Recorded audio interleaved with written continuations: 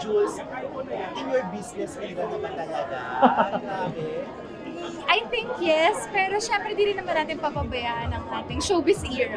I'm just so happy lang po and blessed, gaya na sinabi ko kanina, na may mga mentors akong tumutulong sa akin. What made you decide to finally put this into business?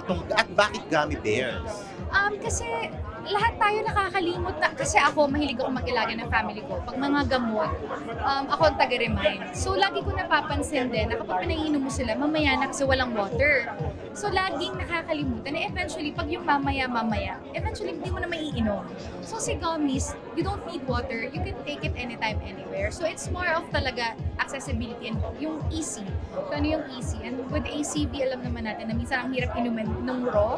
So this time ito gummy form, so lahat madali na. So parang huwag na natin pahirapan ang life natin sa fitness journey natin na ang hirap na nga mag-diet at mag-workout. Tapos mahirap pa ba mag-take ng gamot. So parang ito, lahat suave na. Enjoy. Yes, i-enjoy mo. Interview namin si Coco doon sa brand ng sabon niya. Nag-e-enjoy siya sa business. Ano mga natutunan mo from his experience na ma-apply mo sa sarili mo ng business? Siguro yung right partners. Malaking bagay talaga yun kasi syempre like kami, lagi ko sinasabi kanina, bago pa kami, bata pa kami sa industriya ko. And kailangan mo talaga ng tamang tao mag-guide sa'yo. Parang mga magulang mo na gagabayan ka maglakad. So, isa yun sa mga pinaka-importante. At siguro din may factor din po na bago kasi rin to sa amin. So, nag-e-explore kami. We're just so happy and blessed na nagkakaroon kami ng opportunity to explore sa ganitong bagay.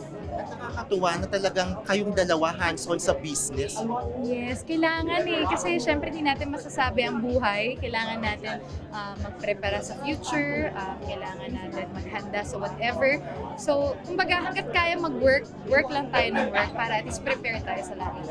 Speaking of work, down to a few episodes na ang Saving Grace sa prime time.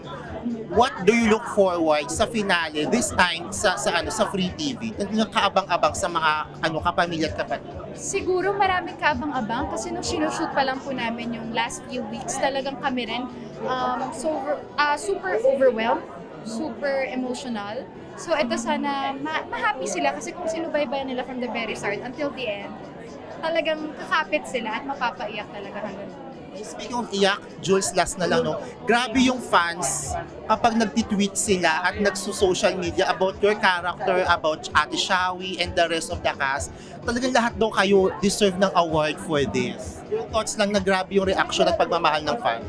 Sobrang saya po syempre. Siguro plus factor na lang po yun na napapansin yung trabaho namin. Pero sa akin, ang pinaka-importante, sana mas tumatak sa kanila yung story ni Zia, ni Grace. Kasi maraming bata tayo sa Pilipinas na gano'n. And sana we'll just be more open and be more Ana na merong mga dumadaan sa ganito and mas maging tayo, strong na tumulong sa mga ganitong sitwasyon.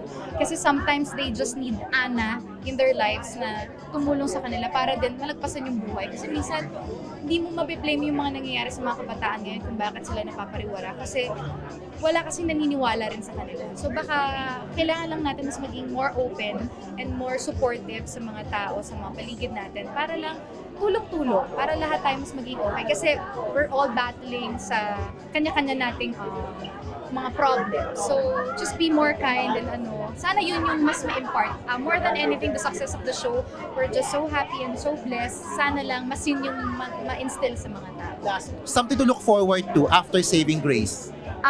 May dream project ako na mangyayari na. So, hopefully, maka-announce na namin soon.